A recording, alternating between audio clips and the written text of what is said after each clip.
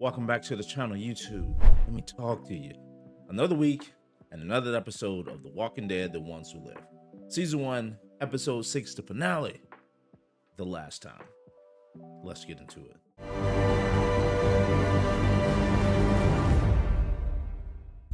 So this episode has some ups and downs, just like most of the spinoffs that we've gotten. Now, in my opinion, The Walking Dead: The Ones Who Live has been the best spinoff that we've gotten post The Walking Dead proper. And it doesn't help that we have two of the main characters from the show that we know and love in Rick and Michonne, and the story that they're telling post The Walking Dead proper.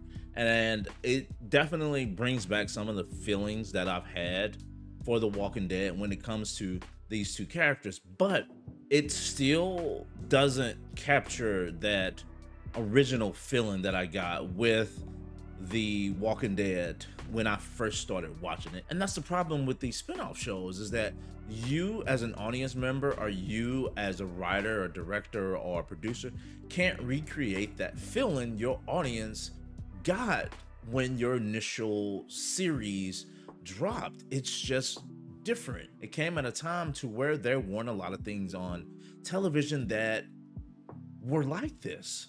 And that saying is that lightning never strikes twice, or you can't catch lightning in a bottle. That is what you get with these spinoffs. And that's just the way it is. Now, with that said, the show still does a lot of things right. And I don't know if they did this in some of the other spinoffs or even at the end of The Walking Dead proper, which I know they had the Talking Dead, the post show, which was something that I absolutely loved. And that's probably why I really dig the episode insiders at the end of episodes.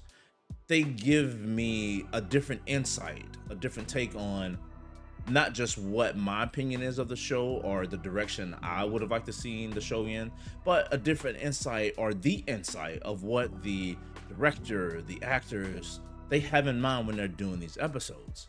And I definitely really enjoy that, and I hope they keep that particular thing going and all the spinoffs going forward. One of the things that really, I might nitpick a little bit here, is how abrupt the episode felt. I was going into this thinking it was going to be longer, and it was right under an hour, and it could have been probably 15-20 minutes longer to tell some bit of story just a little bit better. When Michonne was ransacking the room looking for the note that Jadis left, she was just tearing it up, but she almost knocked over a painting easel and she freaked out.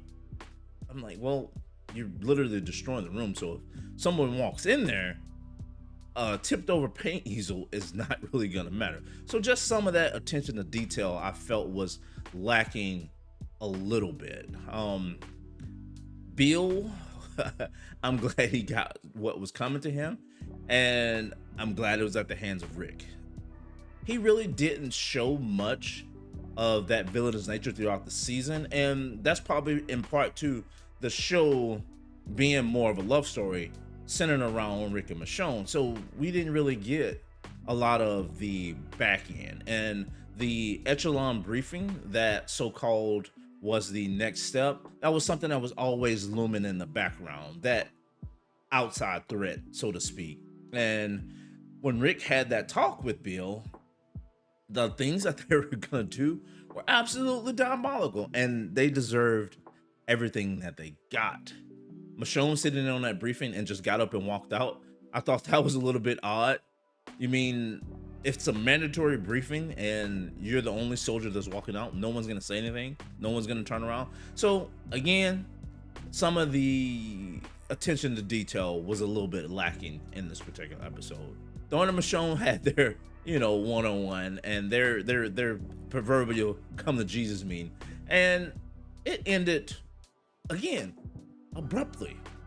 I guess that's what the theme of the show was. A lot of the things felt abrupt, and I feel like the show, or this particular episode, could have been about half an hour long to flesh out some more of the story. Overall, there is not a lot that the show got wrong, other than those few things. And there are some Easter eggs. There's some things that I didn't notice until towards the end when Rick and Michonne got off the chopper at the end, when they reunited with LJ and Judith. That made me think about the scene from Daryl Dixon. Yeah. Who came back? One assumed she was saying, they're back, he's back, or something.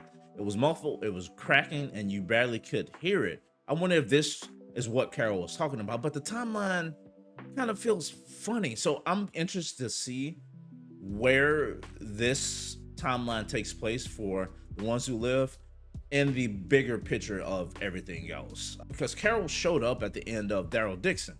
So I'm not too sure where the timeline fits. Season 2 of Daryl Dixon drops in the summer of 2024. I don't know how it got greenlit after the Night City spinoff and got its episodes before. So I don't know. The Night City has also got greenlit for season 2, but there hasn't been a release date for the actual release date. Doesn't even make sense. There hasn't been a talk of what the release date is for the drop of season 2. With that, the ones who live will more than likely get a season 2. And I'm just curious to see how they tie all this stuff together. Are they gonna try to end the Walking Dead overall? Just depends. Will I stick around for the ride? It all depends on how the writing is in these particular shows. Like I said previously before, I didn't care much for Daryl Dixon, and I didn't really care that much for Night City, although it was extremely better than the Daryl Dixon, but not as good as the ones who live. And we'll just have to wait and see. But that's just pretty much the gist. The show does a lot of things right. I love the dynamic between Danai and Andrew. They have extremely really good chemistry together. I love what Scott Gimple did with allowing them to have so much input into the show, because they're essentially telling their story. And I just love world building and things. I love the bigger scope. And so I'm looking forward to see what the bigger picture is gonna be, and if the gang's gonna get back together again. Carol and Daryl, that season's gonna drop, the Book of Carol. So we'll see what happens with that, man. But that's it for this video. Until next time, guys, my name's Lincoln. This has been an RPG show. Let me know what you guys thought about the Walking Dead, the ones who live, down in the comment section below. Until next time, like, comment, sub, and I'm out. Peace.